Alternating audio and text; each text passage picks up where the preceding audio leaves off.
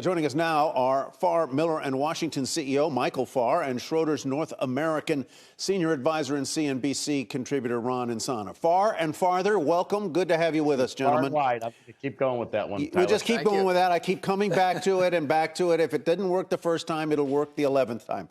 So, Secretary Yellen says that maybe pouring more money into the economy, remember it's out over 10 years, so it's not a big slug of $1.7 trillion immediately, will ultimately slow the increase in prices. Michael, do you agree? Ultimately, maybe, Tyler, but if you have a supply problem, right, you've got a lot of money. We don't have a demand problem right now. We've got people who want things. We can't get them in ports, and prices are going up.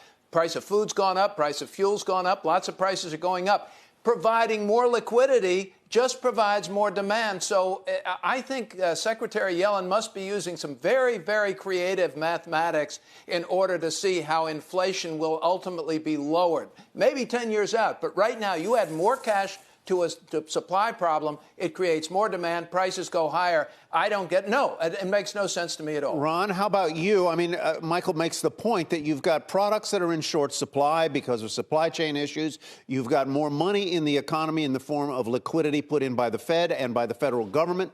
And you've got incomes that have risen. More dollars chasing scarce products. That seems like a recipe for higher prices. Yeah, I understand what she's saying, though, is the money that they're talking about spending here is for productivity-enhancing exercises, whether it's hard infrastructure or even human infrastructure. The notion is making people or systems more efficient and more productive, which, as Michael said, in the long run does bring down prices. I don't think this is really spending to increase demand. I don't think this is necessarily cash in pockets like we saw during the pandemic. And Tyler, I've kind of switched my view on this whole inflation question altogether.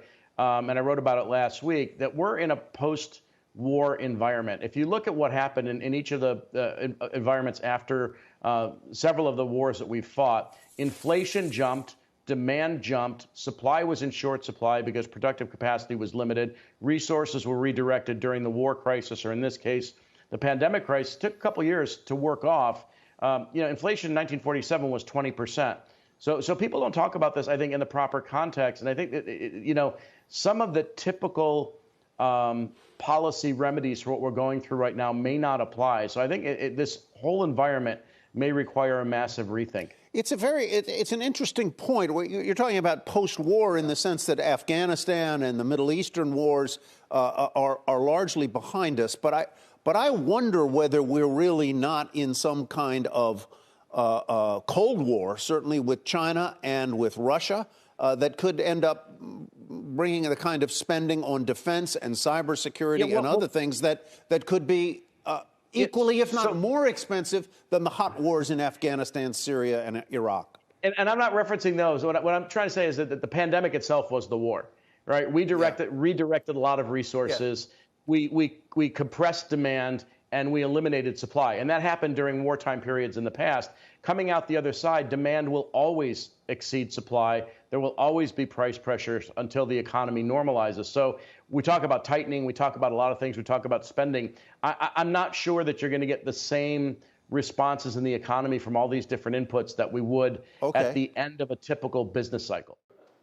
Shepard Smith here. Thanks for watching CNBC on YouTube.